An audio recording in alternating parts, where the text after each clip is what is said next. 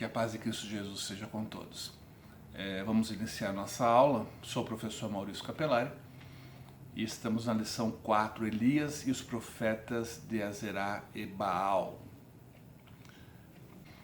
As lições do trimestre são essas e nós estamos então na 4, né? Já passamos pela ascensão de Salomão, o reino dividido, Acabe e Elias, e agora especificamente Acabe e aquele desafio, aquele embate entre Elias e os falsos profetas. Os tópicos da lição são 3: o desafio no Monte Carmelo, oração de Elias e Elias em Horebe. Então nós vamos ver o embate, né? Aquela disputa, qual é o maior Deus, qual é o Deus que realmente é verdadeiro. O clamor de Elias para que Deus agisse. E depois a fuga de Elias para o Horebe. O objetivo geral é revelar que Deus opera milagres através dos seus filhos. Isso é interessante. Elias foi um profeta de milagres. Elias foi um profeta pentecostal. Na antiga aliança havia 12 espirituais. Na nova aliança também os 12 espirituais continuam. Não sei porque alguns acham que cessaram os dons espirituais. É mais cômodo, né? Porque os dons espirituais agem quando há muita busca, muito clamor, muita oração, né? Os dons espirituais, eles agem na igreja quando há muita oração. Então, eu acho que as pessoas não querem pagar o preço, por assim dizer, do clamor, do desejo, mostrar para Deus, eu quero. Quando a gente ora, a gente está dizendo, Deus, eu quero muito. E eu confio que o Senhor tem. E alguns preferem ir com a cara e a coragem. Objetivos específicos: salientar que é necessário e urgente enfrentar o pecado. Relatar que Deus responde às nossas súplicas e expor as fragilidades do ser humano. É realmente, como toda a Bíblia, mas a história de Elias, ela tem muito a nos ensinar. Introdução. O profeta Elias é um dos mais relevantes personagens da Bíblia, pela sua ousadia, pela manifestação do poder, pela sua fé. Foi ele que apareceu com Moisés no Monte da Transfiguração, ou quando o Senhor Jesus se transfigurou, revelou a sua divindade e conversou com Elias, que representando os profetas, e Moisés representando a lei, né, segundo alguns estudiosos, apesar que são dois profetas, Elias e Moisés são dois profetas. Mas Moisés representa a lei do Sinai, né? A lei dada por Deus a Israel no Sinai. E o Elias representa os profetas posteriores. Esse destacado profeta é, sem dúvida, um modelo de servo perseverante e fiel para todo cristão. Nosso exemplo é o Senhor Jesus, nosso exemplo supremo. Mas a gente tem que aprender com os personagens bíblicos, com seus acertos, os seus erros, com a sua fé ou a sua incredulidade. Então, todos os personagens bíblicos têm muito a nos ensinar. Nosso modelo de fé é o Senhor Jesus. Mas todo profeta, todo personagem bíblico, ele tem muito a nos ensinar. Nessa lição, veremos como Elias desafiou corajosamente a idolatria em Israel. Andar segundo a correnteza é mais fácil, é só se soltar. Ir contra a correnteza é o maior desafio. E normalmente a gente escolhe seguir a correnteza. Não dá trabalho, mas você ir contra a correnteza realmente é um tremendo desafio e poucos fazem isso, né? E arque com as consequências, né? Interessante como a oração de Elias era simples, né? Oração de um filho para um pai, né?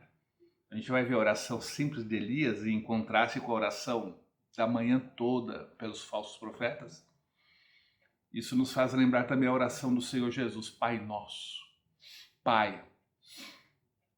Então não precisa muita pompa, soberano Deus, blá, blá, blá, blá, blá. Nada contra a adoração, né? Como um novo convertido foi orar, né? e orou assim, poderando Deus e saboroso Pai, né? Coitadinho, ele se equivocou. Mas o Pai Nosso, ele deixa bem claro a intimidade que a gente deve ter com Deus, né? Intimidade não significa desacato, desrespeito, não. Intimidade e respeito. Como orava de modo simples, mas cheio de confiança, e como, apesar de tudo que fez, expôs sua humanidade ao cair em desânimo. Era um ser humano falível, sujeito às paixões, com os mesmos sentimentos nossos. Ele ficou com medo. Houve uma perseguição intensa. Quem que não tem medo de morrer? Todo mundo quer ir para o céu, mas ninguém quer morrer. E tanto quem não morreu, né? Quer dizer, morreu de uma forma diferente, né? Ele foi tomado por Deus assim, sem passar pela morte. Da mesma forma que Enoque, da mesma forma que a última geração da igreja vai passar, né? O arrebatamento. Contexto histórico e político, isso é interessante para você se situar. Não aconteceu no século passado, nem há 10 anos. Aconteceu há muito tempo e a gente precisa conhecer o contexto histórico e político para entender melhor o livro de Reis.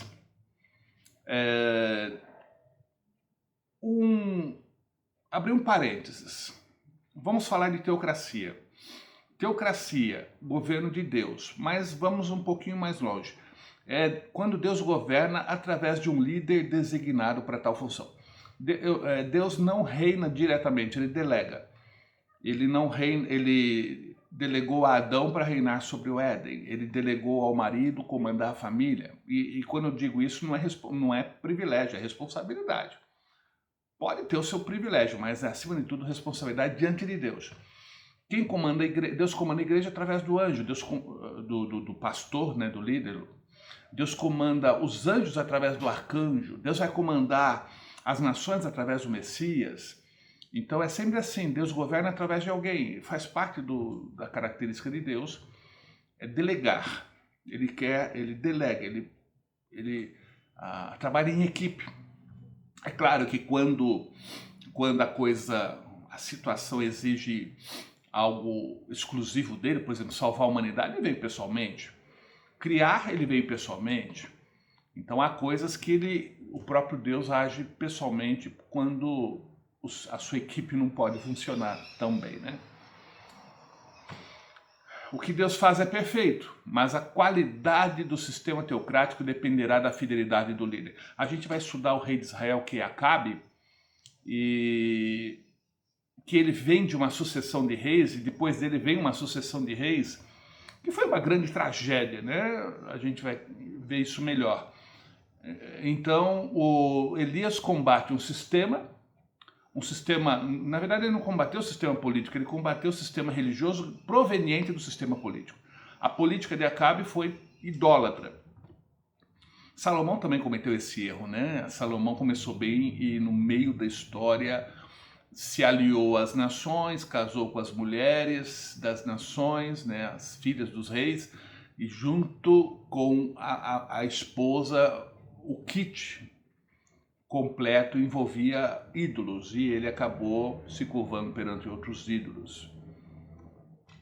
Então o sistema teocrático depende da fidelidade do líder, porque Deus é perfeito, é assim, Deus e o líder escolhido, designado. Deus é perfeito, então quando há falha no sistema teocrático, é o líder, é o representante de Deus que falhou. A história de Israel mostra isso. A gente vai ver brevemente, né? Só para você ter uma ideia. As 7 cartas às igrejas da Ásia também mostram isso. Olha que interessante. Nós estudamos que após a morte de Salomão, o Roboão tomou aquela insensata decisão e acabou gerando 2 reinos. As 12 tribos se dividem em 2 reinos, Reino do Norte e Reino do Sul. No Reino do Norte, uns 20 reis, todos ruins. Ó. Aqui no sentido de negativo, né? Ruim. Todos, o Reino do Norte, nenhum prestou. No Reino do Sul, teve os que uns não prestaram, outros prestaram, outros foram meia boca. No Reino do Sul até houve gente boa, né? Houve bons reis. E, vamos dizer assim, nem ruim nem bom, né? Então o Reino do Sul teve 20 reis, uns bons, outros ruins, outros meia boca. E o Reino do Norte só coisa ruim. Tanto que esse reino foi o primeiro a ser banido, né? Quando se diz que o reino é ruim, significa que a lei de Moisés, a lei do Senhor dada por Deus a Israel, não foi obedecida. A Constituição de Israel sempre foi a lei de Moisés. E quando era desobedecida, isso gerava maldição, isso gerava idolatria, isso gerava injustiça, isso gerava perda da bênção. Então, obediência à palavra gera bênção, desobediência gera maldição. Para Israel, para os japoneses, para os chineses, para o brasileiro, para a igreja, principalmente. Obediência gera bênção, desobediência gera maldição. Não deis lugar ao diabo. Desobediência. O diabo está ao redor de vocês pronto para atacar. Na desobediência, ele ataca. Isso gera maldição. E a grande maldição foi essa, culminou com o reino do norte sendo levado pelos assírios, espalhado pelo mundo todo, estão procurando até hoje as 10 tribos.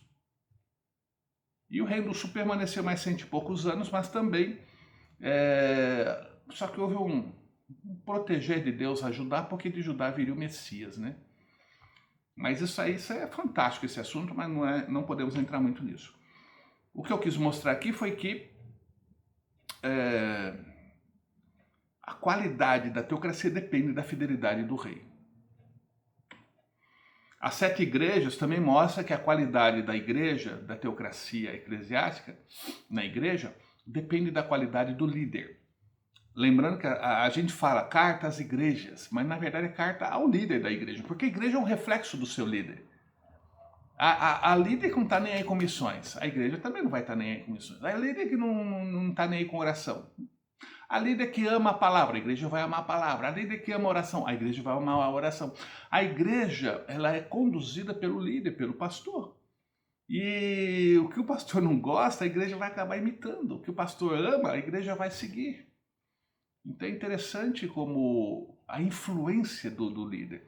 E a gente vê aqui, por exemplo, na elogio, a única igreja que não teve, o único líder, o único anjo, o único líder que não teve elogio foi Laodiceia. A igreja que estava assim no limite para ser banida da presença de Deus. Ou você se arrepende, ou eu jogo vocês para fora. E o anjo da igreja, consequentemente a igreja, não tiveram nem elogio. E Esmirna e Filadélfia não teve nenhuma reprimenda, não houve nada, tenho contra ti, não teve. Então veja como que aqui tem um quadro mostrando a diferença entre as igrejas e por causa do líder. O líder que favoreceu, ou o líder que errou, e Esmirna e Filadélfia não teve nada contra. Se tinha alguma coisa, o senhor não falou, mas aqui não tem, na carta não tem nada. Olha como o líder afeta o resultado. Por isso que a gente tem que orar muito pelos líderes. Porque Satanás sabe que o líder é grande parte do resultado da igreja, a liderança. Tem gente que pega uma igreja lotada e deixa só com o porteiro. Tem gente que pega a igreja só com o porteiro e deixa lotada. E não estou falando números, estou falando qualidade. Pessoas e qualidade, né? Porque número é fácil juntar, né? É fácil juntar número. Mas uma igreja saudável não é identificada pelo número de pessoas que entram, mas o número de pessoas que saem para abençoar a comunidade. Então, o camarada entra, só tem o porteiro, daqui a pouco tem uma igreja lotada e atuante na comunidade. Sempre lembrando que nossa referência não é números, mas a influência na sociedade. Vamos ver um pouquinho ainda sobre o contexto histórico-político. No 38º ano do reinado de Asa, rei de Judá, então no reino do norte era Acabe, no reino do sul era outro rei, Asa. Acabe, filho de Onri, que ficou no norte, e Elias atuou no norte, tornou-se o rei de Israel. Israel aqui é o norte, tá? A partir da divisão do reino, Israel é o norte. Quer dizer, depende do versículo, mas normalmente quando fala Israel, após a divisão, é o norte, tá? Mas tem que olhar o versículo, se está falando só do norte, se é todas as tribos. A melhor forma de interpretar a Bíblia é assim. O que significa essa palavra nesse versículo? Israel nesse versículo. Normalmente, Israel é reino do norte. E reinou 22 anos sobre Israel em Samaria. A capital do norte houve várias capitais, mas a última foi Samaria. E a partir de Omri foi Samaria. E Acabe era filho de Omri, que também foi um rei, o antecessor dele. Fez o que o Senhor reprova. Olha aí, ó. Era para representar Deus no Reino do Norte, mas representou outra coisa, né? Outra pessoa. Mais do que qualquer outro antes dele. Então Omri também não tinha nenhuma fidelidade à lei de Deus. Ele não apenas achou que não tinha importância cometer os pecados de Jeroboão, filho de Nebate, que foi o primeiro rei do norte, né? Mas também se casou com Jezabel, filha de Etbaal, rei dos Sidônios, ali no norte no norte do norte, né? No norte do reino do norte havia os Sidônios e Jezabel. Era comum eles fazerem essas parcerias, né? Eu caso com a tua filha e você me dá tanto de ouro, a gente faz uma parceria. Era uma forma de selar a parceria entre as nações, era o casamento. E o Acabe caiu nessa, né? Jezabel, filha de Etbaal, rei dos Sidônios, e passou a prestar culto a Baal e adorá-lo.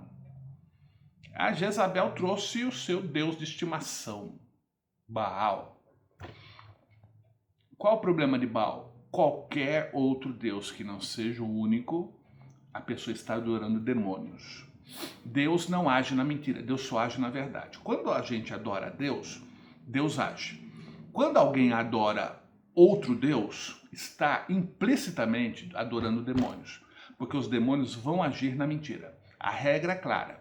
Se seguimos a lei de Deus, temos um compromisso com o único Deus, é Deus que age. Se alguém despreza a lei de Deus, segue o seu próprio rumo, os demônios têm liberdade para agir e eles não abrem mão disso, eles agem mesmo. No templo de Baal, que ele mesmo tinha construído em Samaria, Acabe ergueu um altar para Baal. Já pensou, irmãos? Deus tira o povo do Egito, Deus cuida de Israel, Israel é o povo de Deus, escolhido por graça. Por causa de Abraão, né? Sempre foi por causa de Abraão, né? O amigo de Deus. E o povo me põe um altar a Baal no meio daquela gente, no meio do povo. O líder precisa conduzir o povo a Deus. E o líder estava conduzindo o povo para longe de Deus. Na verdade, aqui ocorreu um sincretismo, né? Deus e Baal. Muitas vezes na história de Israel, eles tentavam juntar, esse é o grande perigo, né? Juntar o culto a Deus e juntar o culto aos demônios, né? Para os demônios está ótimo, para Deus não existe isso. Quando a pessoa quer agradar Deus e os demônios, para os demônios está ótimo, mas para Deus isso é inadmissível. E foi o que aconteceu. E a tendência, pela perseguição que houve contra os profetas de Deus, era extinguir o culto a Yahvé, o Deus de Israel. Aqui uma foto tirada na época, né? Não, brincadeira, isso aí foi da novela da Record, Acabe e Jezabel. Deveria ser uma mulher muito bonita, né? Antigamente tinha logo que começou a AIDS, né? Tinha uma propaganda assim, quem vê cara não vê AIDS. Então, mulher bonita, sugerindo que tivesse AIDS, né? Para a pessoa se cuidar. E a gente pode adaptar, né? Quem vê cara não vê demônio, né? Olha que mulher bonita, mas vai ver a coleção de demônios que havia dentro dessa mulher. Então, quem vê cara não vê demônio. Tem que tomar cuidado. Não é porque é bonita, rapazes, né? Não é porque é bonita, o rapaz só não é porque é bonito, que é indicado para constituir uma família. Tome cuidado com isso. Contexto histórico, aqui a flechinha mostra, o Elias começou no finalzinho do período de Onri, Acabe. Na época o sul era Asa, né? Asa estava aqui, e Josafá. Então Onri e Acabe, principalmente Acabe, Elias atuou, e um pedacinho de Asa e Josafá. Então, por aqui nós temos a atuação de Elias. No outro mapa, contexto religioso e espiritual, eu gosto desse mapa. Você que quiser esses mapas para sua coleção, eu coleciono mapas, gráficos, tabelas, notas de R$100, 200 agora, né? Então, sempre que você tiver, pode me mandar. E essa aqui é a cronologia dos profetas, o reino do sul e o reino do norte. Aí, olha o Elias aqui, ó. É difícil definir datas, né? Assim, com precisão, mas a sugestão aqui foi 875 a 848 a.C., né? Lembrando que as datas antes de Cristo vão diminuindo até Cristo nascer. 875 ele começou, antes de Cristo nascer, a 848 antes de Cristo nascer, por isso que decresce. Aí depois veio Eliseu, depois dele veio Eliseu. Contemporâneo de Elias era Obadias, do sul, né? Joel também. Joel veio um pouco depois, pela data aqui, né? Eliseu veio posterior. Então, e aqui tem os outros profetas. Legal para você se situar na história. Então nós temos o reino dividido em norte e sul, já vimos aqui, ó, reino do norte, 10 tribos, reino do sul, Judá e Benjamim. Principalmente Judá, né? Benjamim praticamente foi absorvida por Judá. Época do rei Acabe, principalmente a época do rei Acabe. Havia 2 períodos de chuva muito importantes, março e setembro. Algumas traduções falam chuvas temporãs, chuvas serôdias. Então, esses 2 períodos, março, abril, setembro, outubro, praticamente eram as chuvas importantíssimas para a lavoura, para a produção agrícola. E se faltasse uma dessas chuvas, o solo não estaria preparado para a produção agrícola. Então, quando se fala 3 anos de seca, significa que as chuvas de março e as chuvas de setembro falharam. Aí a gente sabe por quê, né? Por ordem divina. Por causa da idolatria. Então, março e setembro foram o período de chuvas que foram cancelados por Deus por correção ao povo. Então, nós temos praticamente chuva o ano todo aqui no Brasil, né? Mais no verão, menos no inverno, mas chuva o ano todo. E ali não, ali dependia desses 2 grandes períodos para que a terra ficasse pronta para a colheita. Falhou a chuva, a terra fica seca e não produz. E o povo que vivia da agricultura, e o gado vivia da agricultura, o gado come a grama, então se não tem grama também não tem gado, e isso vai resultar em fome para o povo. E interessante, né? Elias é um profeta pentecostal, né? Palavra e poder, como os apóstolos, né? Como a igreja atual, quem busca, Deus usa. E é um dos profetas assim mais ousados e com mais sinais e maravilhas, né? E o Eliseu seguiu a sua linha, e alguns contaram que Eliseu fez o dobro dos sinais e maravilhas relatados por Elias. Então, mas na mesma linha, profetas pentecostais. Houve profetas que só anunciaram, tipo Amós. Amós eu não lembro de nenhum milagre, não há nenhum milagre. Então há profetas que só falaram em nome do Senhor.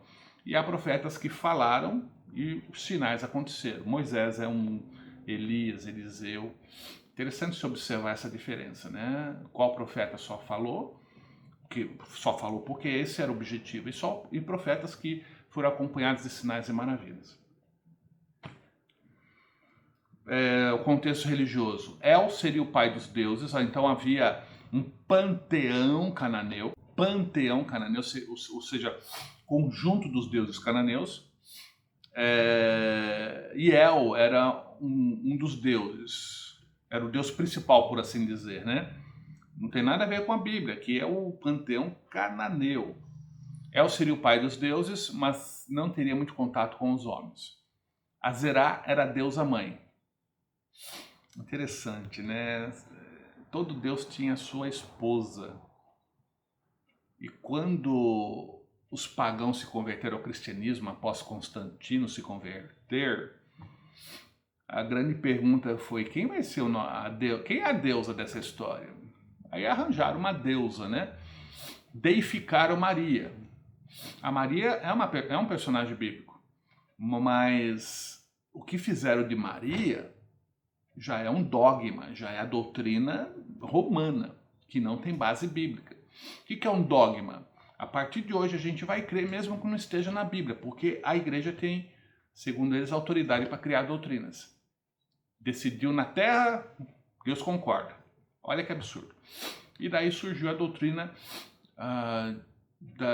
praticamente da deusa Maria, né? Que não é a Maria bíblica, é uma divindade que ouve orações, que intercede. Ela ouve a oração de todo mundo, ela é Deus, ela ouve o clamor de todos. Você pode clamar que Maria ouve, essa é a doutrina que eles pregam, está deificando Maria.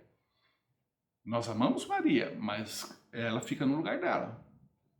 Nós amamos Pedro, mas ele que fica no lugar dele. Nós não podemos criar doutrinas em cima de personagens bíblicos. Doutrinas que a Bíblia não ensina.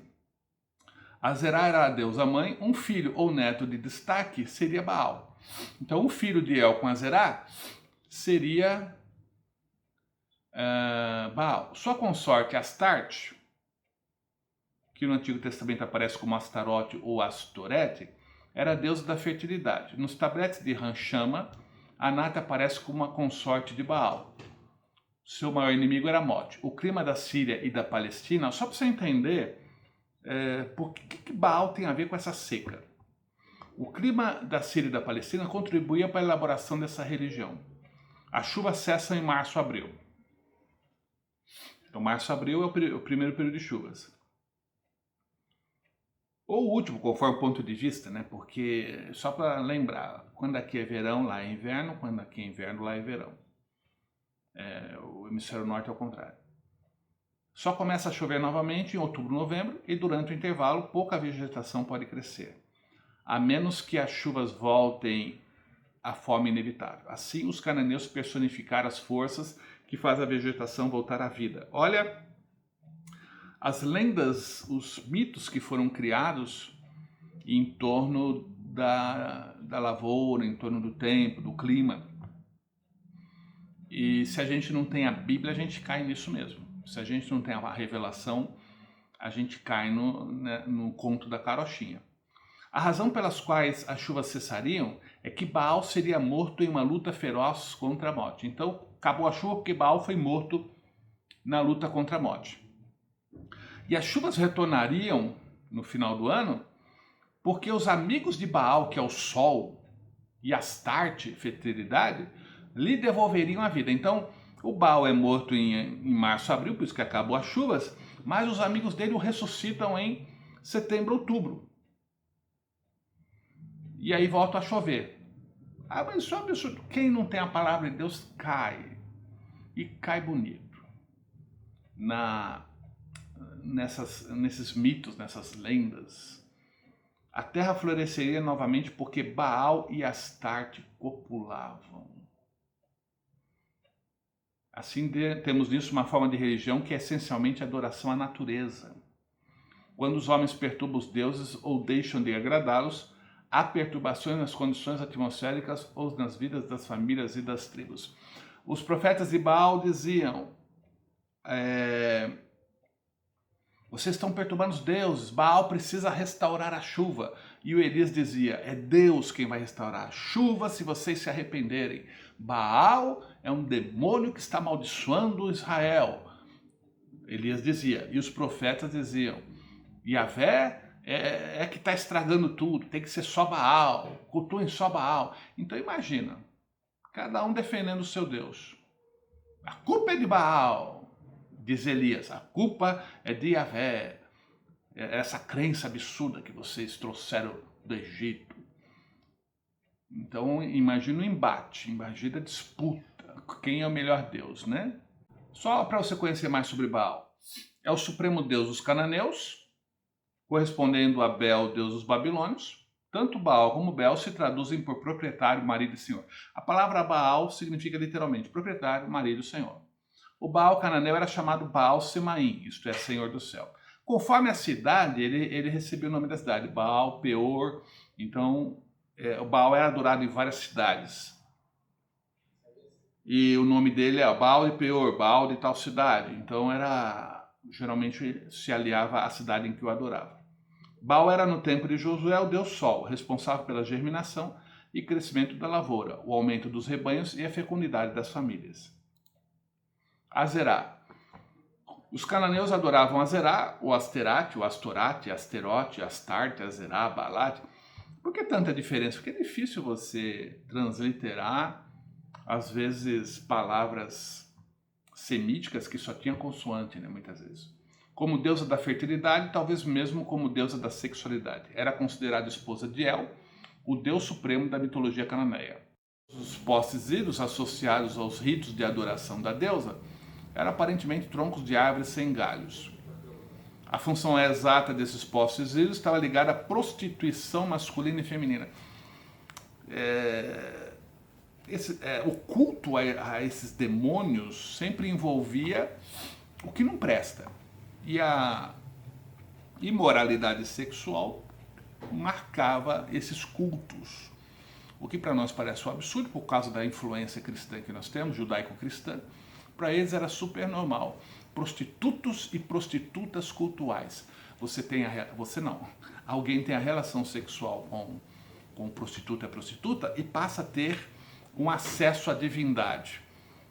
Muitos defendem que quando uma pessoa tem relação sexual com alguém com demônios, recebe esses demônios.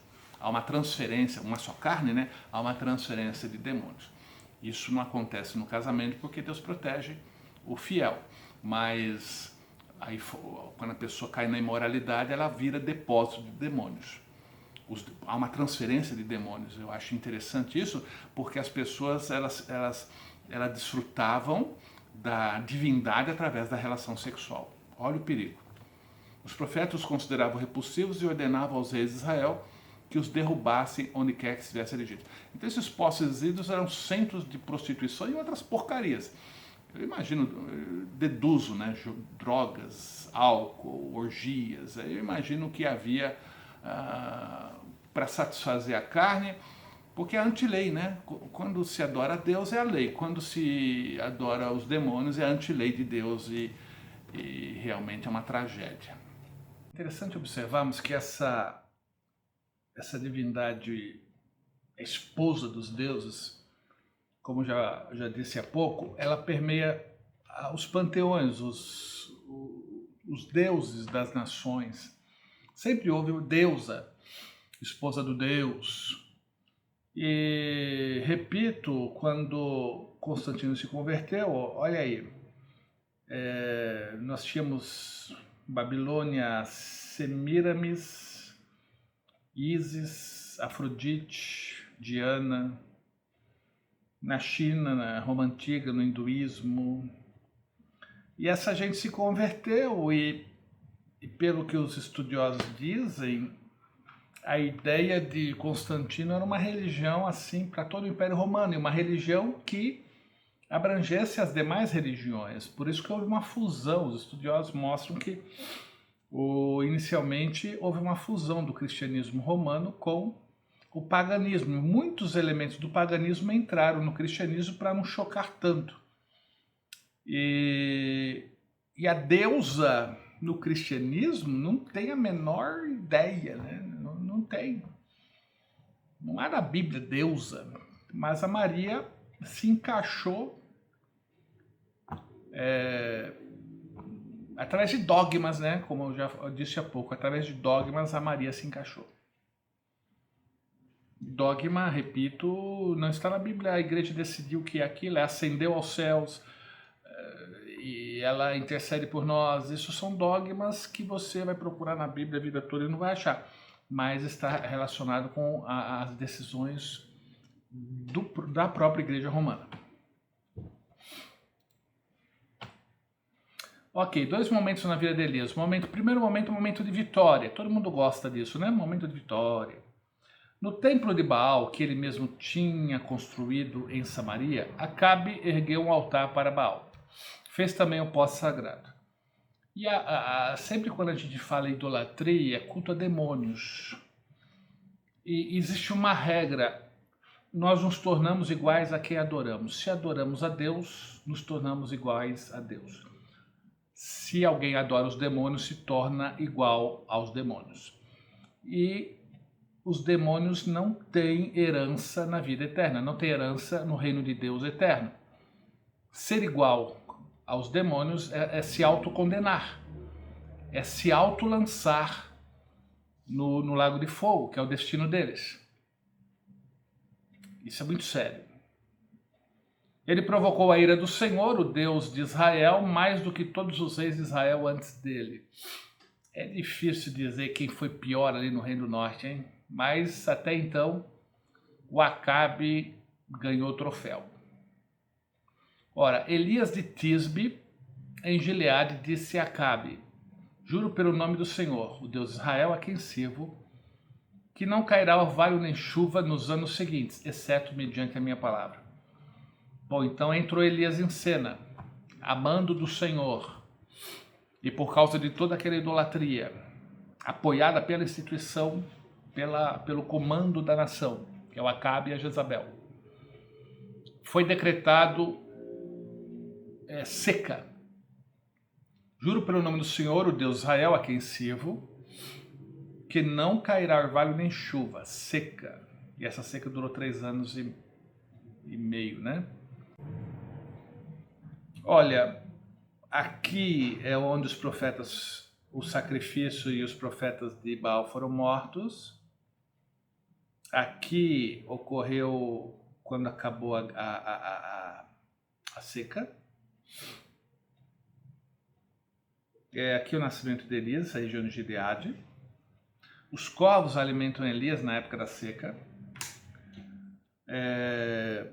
O anjo encontrou-se com Elias e orientou a perseverar para uma longa caminhada que chegaria aqui embaixo no Horebe. E aqui Elias subiu no redemoinho, né? Então os principais eventos do Elias, esse mapa vai te ajudar aí. Nós vamos falar sobre a vitória que foi no Monte Carmelo. O Monte Carmelo, na verdade, tem um monte e uma cordilheira. Não se sabe exatamente em que lugar aqui, mas existem algumas hipóteses. Mas de qualquer forma, aqui é o Monte Carmelo, aqui é a cordilheira, o Vale de Jezreel. Então é nessa região que ocorreu o embate. Aqui hoje uma foto do Carmelo atual, para você ter uma ideia, né? Então, vamos ler o texto, né? Vamos ler o texto, fica mais claro. Então disse Elias ao povo: só eu fiquei por profeta do Senhor, e os profetas de Baal são 450 homens. Ele desafiou os 450 de Baal e os 400 de Azerá. Segundo alguns comentaristas estudiosos, parece que os profetas de Azerá não foram, porque não se fala mais em profeta de Azerá, só fala profetas de Baal. Então ele desafiou 850, mas só apareceram 450. Alguns comentam isso. Achei interessante porque realmente só se fala em profeta de Baal. No embate, na convocação ele convocou todo mundo. Vem todo mundo, mas na hora do sacrifício ali, do milagre divino, só estava Baal, pelo que diz aqui, né? Deixe-nos, pois, 2 bezerros, e eles escolham para si um dos bezerros, e os dividem em pedaços, e o ponham sobre a lenha, um holocausto, né? Põe o animal e queima tudo. Porém, não se metam fogo, eu prepararei o outro bezerro, então o bezerro fica a vocês, o outro comigo, e eu porei sobre a lenha, e não lhe meterei fogo. Então invocai o nome do vosso Deus, e eu invocarei o nome do Senhor. E há de ser que o Deus que responder por fogo, esse será Deus. Então ofereço o holocausto, mas o fogo quem vai providenciar é o respectivo Deus. E o Deus que providenciar fogo é o Deus verdadeiro. E todo o povo respondeu e disse: é boa essa palavra. E tomaram o bezerro que lhe dera e prepararam e invocaram o nome de Baal desde a manhã até o meio-dia, dizendo: Interessante, né? Essa gente já tinha visto esse milagre. Eles não iam entrar numa furada dessa assim sem que houvesse uma experiência anterior, eu acho. Porque Satanás, ele não é todo poderoso, mas ele tem uns poderzinhos assim que faz umas maravilhazinhas assim. Ele é um excelente mágico, excelente ilusionista, né? Eu não sei até onde vai poder, até onde vai a ilusão, né? Mas de qualquer forma, o que fica claro, embora talvez estivessem habituados com esse fogo surpreendente do cramunhão, do Baal, nessa vez Deus falou assim: eu não quero mágica, eu não quero ilusionismo, eu não quero a magiquinha de vocês, não. Vocês não vão levar fogo algum. Sou eu que vou mandar fogo aí. Tá. E tem gente que diz que o diabo luta contra Deus. Tá? Gente do céu. Não exalte o diabo desse jeito, né? Que o diabo luta contra Deus é exaltar o diabo. Ele não é louco de lutar contra Deus. Ele é uma poeirinha na mão de Deus. Misericórdia. Outra coisa absurda que eu espero que aquele texto de Isaías 14, Ezequiel 28, interpreta literalmente e aplica para o diabo. Que o diabo queria ser igual a Deus. O diabo ele é muito esperto, ele é muito inteligente para querer ser igual a Deus. Como é que alguém pode ser igual a Deus? Só Deus pode ser igual a Deus. Aí o pessoal pega um texto, uma profecia para o rei do Tiro, uma profecia para o rei da Babilônia e aplica tudo para o diabo. Gente, uma teologia que põe o diabo contra Deus, ela exalta Satanás, gente. Vamos glorificar Deus, não o diabo. Ah, Baal, olha a oração deles. Foi a manhã toda, hein? Desde a manhã até o meio-dia. Ah, Baal, responde-nos, porém nem havia voz, nem que respondesse. E acho que foi uma surpresa para eles, né? E saltavam sobre o altar que se tinha feito. E sucedeu que, passado o meio-dia, profetizaram eles até que a oferta de manjares se oferecesse. Porém, não houve voz, nem resposta, nem atenção alguma. Deus impediu que o cramunhão agisse. Então Elias disse a todo o povo: chegai-vos a mim, e todo o povo se chegou a ele. Reparou o altar do Senhor que estava quebrado. Interessante, né? A religião de Yahvé, do Deus de Israel, estava praticamente anulada. Era o fim da religião se esse evento não tivesse acontecido, era o fim do javismo para o Reino do Norte. Imagina se tira o culto a Deus no mundo. O que sobra do mundo? Se a única força contra o reino das trevas é o poder de Deus através da sua igreja, se tira o poder de Deus, se tira a palavra de Deus, a igreja morre. Se a igreja morre, quem vai iluminar o mundo? Quem vai salgar o mundo? Acabou. Por isso que era uma situação extremamente crítica para o Reino do Norte. Acabar o culto a Deus era acabar a nação. Então Elias disse a todo o povo: chegai-vos a mim. Reparou o altar, ou seja, começou a restabelecer pelo menos o altar, que é o culto a Deus. Aqui tem uma figura interessante. Elias constrói um altar, aí joga água e põe água no lugar. Aí jogou água aqui e jogou água nessa valeta. A tradução fala o rego, né? A valeta por onde acumulou água. Estava molhado, tudo molhado e aí veio o milagre de Deus, né? Então caiu o fogo do Senhor, né? Então veio do alto, caiu. Não se originou no lugar, caiu do céu. Então caiu o fogo do Senhor e consumiu o holocausto, a lenha, as pedras e o pó, e ainda lambeu a água que estava no rego ali na valeta. Então consumiu o holocausto, a lenha, até as pedras, hein? Pensa no fogo. O que veio no todo o povo caiu sobre os seus ossos e disse: só o Senhor é Deus, só o Senhor é Deus. Deus ele é muito discreto, Deus não trabalha debaixo de holofotes, mas aqui o povo precisava aprender, ser conscientizado que estavam sendo enganados pela turma das trevas. pelo reino. Os profetas de Baal eram meros marionetes. As pessoas são meras marionetes na mão do reino das trevas, né? A Bíblia deixa bem claro que a nossa luta não é contra pessoas, mas é contra as forças espirituais. O Senhor Jesus disse na cruz: Pai, perdoa-lhes, eles não sabem o que fazem. As pessoas que nos perseguem, nos machucam, que fazem mal contra nós, ou que pregam falsas religiões, são pessoas enganadas pelas trevas. Atrás de uma mentira, atrás de uma idolatria, de uma falsa adoração, existe uma mentira que o reino das trevas contou, e o coitado, por não crer na Bíblia, cai, e cai que nem um patinho. E o que Deus queria aconteceu. Nós vamos ver isso com mais detalhes durante a exposição. Então invocai o nome do vosso Deus, e eu invocarei o nome do Senhor. E há de ser que o Deus que responder por esse fogo, esse é o Deus verdadeiro. E Elias dirigiu-se ao povo e disse: até quando vocês vão oscilar de um lado para outro? É o chamado discípulo de São Raimundo, né? Um pé na igreja e outro no mundo. Eles estavam adorando a Deus e a Baal, a Deus e a Baal. Só que é impossível adorar dois deuses, porque todo Deus tem um caminho, tem uma verdade, tem um estilo de vida. E é impossível. Os demônios ficam contentes, né? Opa, tá adorando a mim também. Mas Deus não admite, porque com certeza haverá falsa adoração, haverá uma religiosidade morta. Então, até quando vocês vão oscilar? Uma outra tradução fala até cochear, é ir para um lado e para o outro, e vai para Deus e vai para Baal, Deus Baal.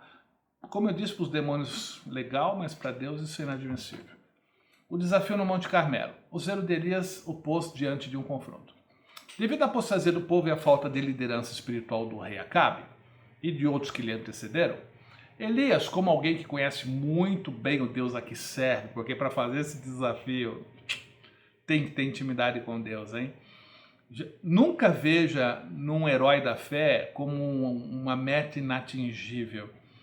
Todo herói da fé é uma meta, é um modelo a ser imitado. Claro que o nosso supremo modelo é o Senhor Jesus, que é a expressa imagem de Deus. Mas você vê muito de Deus nos profetas, nos homens de Deus. Então aprenda com eles, imite-os naquilo que eles acertaram, imite-os naquilo que eles foram fiéis. Como alguém conhece muito bem o Deus que serve, viu-se na condição de lançar um grande desafio diante de todos. E que coragem, né? É o dom da fé, dom de maravilha, dons espirituais aqui, ó. A diferença é que na nova aliança, toda a carne, todas as pessoas salvas podem ser usadas cheias do Espírito. Mas na antiga aliança não, era tipo assim, pontual, né? Um ou outro que era escolhido por Deus para essas coisas tremendas. Mandou chamar os profetas de Baal, eles incitou dizendo: o Deus que responder por fogo, esse será Deus. Ok, já vimos isso. O problema de não saber a quem adorar. Esse triste dilema espiritual se faz presente todas as vezes que o povo de Deus se envolve com a idolatria. Ah, mas nós evangélicos não somos idólatras, nós não temos imagens. Esse é o grande engano. Ídolo é toda pessoa ou coisa que toma o lugar de Deus. Uma pessoa, uma coisa, uma instituição, qualquer pessoa ou coisa que ocupe o lugar de Deus na nossa vida. É mais importante do que Deus na nossa vida.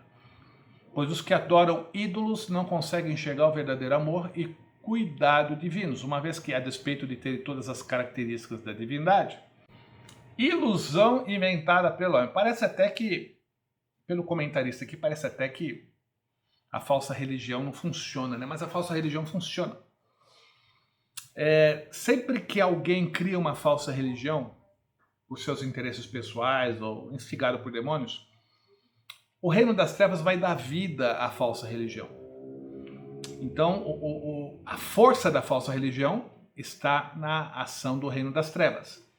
Eles é que fazem, eles fazem os sinais, as respostas de orações, eles que dão vida à falsa religião. Então, não é bem uma ilusão, é uma religião sustentada por demônios. A religião que é uma ilusão não dura muito. não tem sinais, não tem resposta de oração, não tem, o teu inimigo não morre, né? Você faz o trabalho para o inimigo morrer e o inimigo não morre. Faz o trabalho para não sei quem ficar doente aí não fica. Mas quando você faz tudo isso e o teu inimigo morre, o teu chefe te dá um emprego, não sei quem pega uma doença séria, ou seja, responde, misericórdia, né? Mas é o que acontece. Então isso realmente vai mostrar que aquela religião funciona. E isso faz com que ela perdure, né? Eu imagino assim o Reino das Trevas criando um monte de religião, mas algumas vão para frente, né? Algumas dão certo e passam séculos, milênios até. Entretanto, mesmo sendo falsos, esses ídolos exercem muita força e influência sobre o coração do homem, do ser humano, tornando-o tão ignorante quanto eles próprios. Ok. A função da falsa religião é afastar a pessoa de Deus. Porque eu mais Deus sou invencível. Eu sem Deus sou um pó. Então qual é a estratégia do reino das trevas? Me afastar de Deus. Como é que ele nos afasta de Deus? Fazendo outras propostas. Tem uma religião mais fácil, tem um caminho mais fácil. Tem um sistema filosófico mais fácil. Então a estratégia do reino das trevas é me afastar de Deus, porque eu com Deus sou invencível e eu sem Deus sou um alvo fácil, né? Sou pó. Vale destacar que os ídolos não precisam necessariamente ser físicos, pois podem estar camuflados no coração humano a fim de controlar as decisões e toda a vida de uma pessoa. O Senhor Jesus nos alertou sobre isso. Ok, ídolo, como eu disse, qualquer coisa ou pessoa mais importante do que Deus na nossa vida. Para que os projetos de Deus sejam realizados plenamente na sua vida, é preciso que ele seja o primeiro. Isso é uma regra fundamental. Deus, para realizar os projetos de Deus na sua vida, na minha vida, ele tem que ser o primeiro. Se ele for o segundo, o projeto já é plano B. Se ele for o terceiro, plano C. E se for jogando Deus para baixo, chega ao ponto de Laodiceia. Ou vocês se convertem, ou vocês se arrependem, ou eu vomito vocês da minha boca. Então, realmente, não é bom ter Deus em segundo, terceiro. É melhor o caminho é ele em primeiro. Nos tornamos iguais a quem adoramos, é isso aí. Uma oração confiante. A oração de Elias foi simples e curta, contrastando com a súplica dos profetas de Baal. Não é muito falar que vai convencer Deus. É claro que nós temos por hábito orarmos e perseverarmos em oração até a resposta. Mas não é o muito falar que vai convencer Deus. Não é o repetir que vai convencer Deus. Então, desde a primeira oração, Deus já ouviu e já começou a agir. Por que eu repito todo dia a mesma oração? Porque eu estou dizendo, Senhor, continuo aguardando em Ti. Mas eu preciso crer que Ele já está agindo. Lembra da oração de Daniel? 21 dias depois apareceu o anjo com a resposta e disse, Daniel, desde o primeiro dia que você orou, Deus te ouviu e me mandou. Só que eu tive problema no caminho. Então, você não repete oração para insistir com Deus. Você repete oração para afirmar que você continua confiando nele. Mas desde a primeira oração ele já ouviu e já está agindo. Creia nisso. E a oração, e como Elias queria algo imediato, ele fez uma oração simples. Não repetiu porque era imediato. Ele precisava do fogo ali, não no ano seguinte, mas ele precisava do fogo imediatamente. Então ele só fez uma oração e rápida, porque não é muito falar que vai convencer Deus. Deus sabe a tua necessidade. Tem oração, como o nosso professor aí disse outro dia, tem a oração falada e a oração chorada. Tem a oração que você não consegue nem falar, você só chora. Mas o teu espírito está orando, está clamando a Deus. Elias queria mostrar que para Deus responder não são necessárias cerimônias especiais, sacrifícios ou mutilações. Já pensou? Se mutilaram, se cortaram, se rasgaram todo para o Baal ouvir. É relevante ressaltar que o profeta Elias, em sua oração, declarou diante do povo que o Deus a quem ele orava era o mesmo Deus dos patriarcas Abraão, Isaque e Jacó. Quem é o nosso Deus? É o Criador.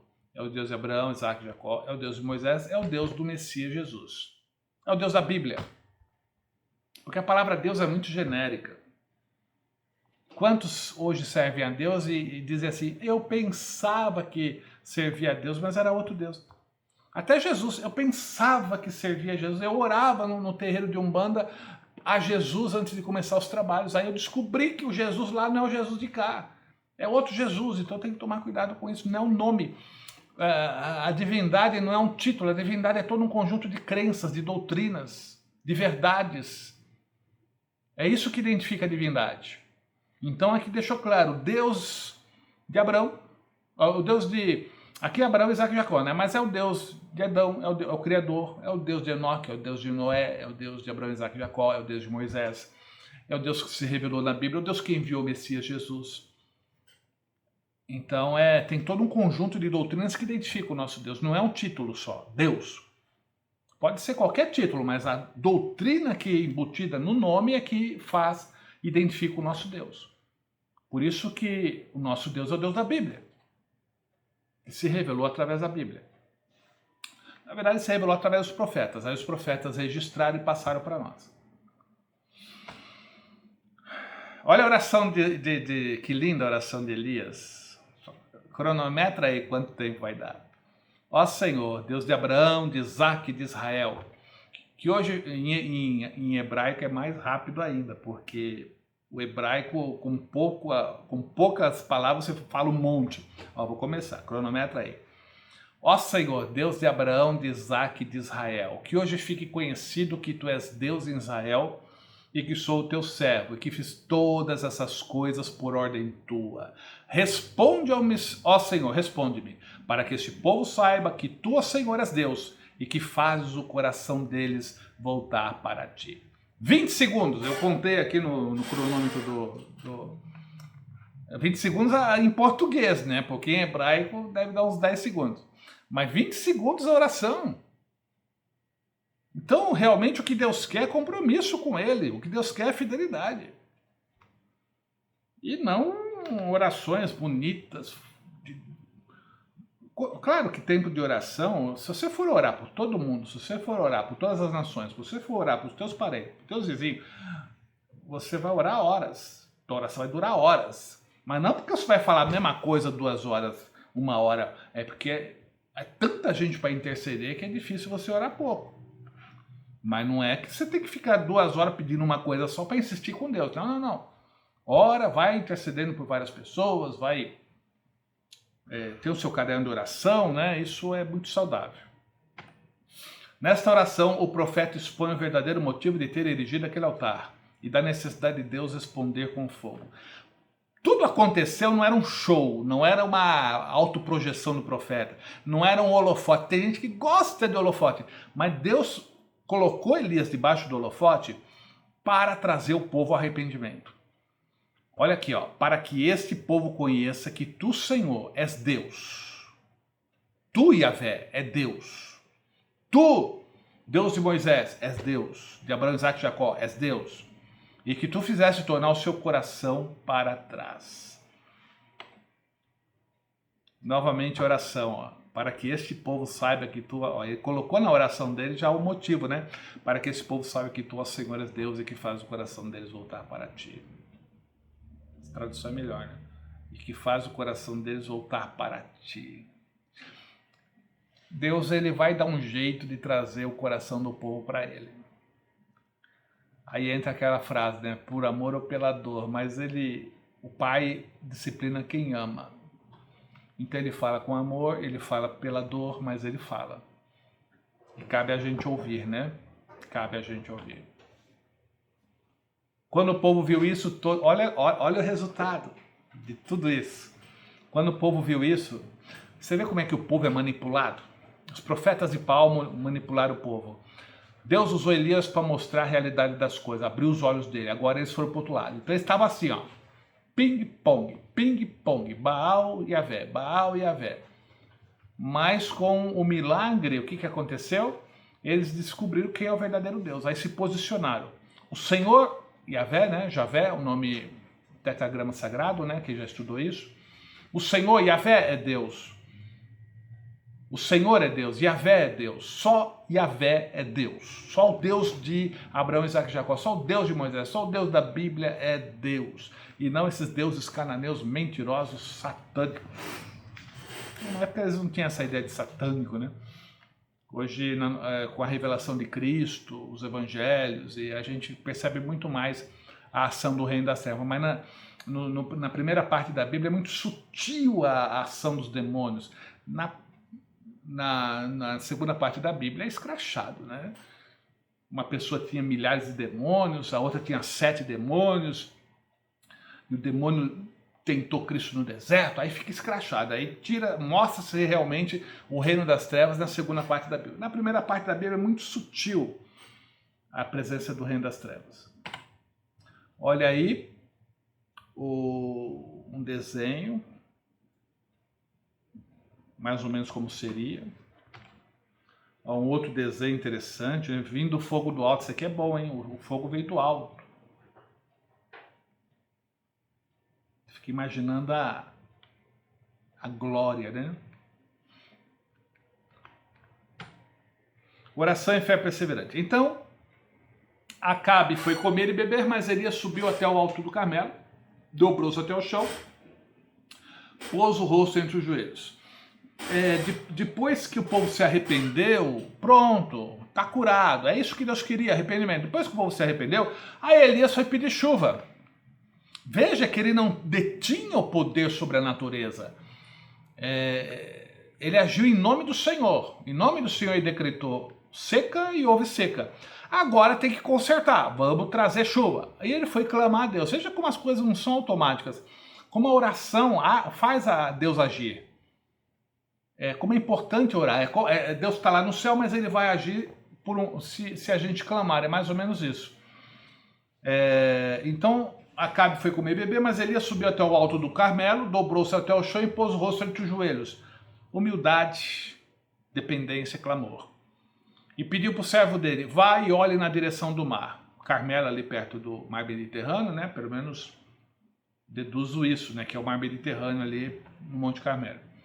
Ele foi e olhou. Não há nada lá.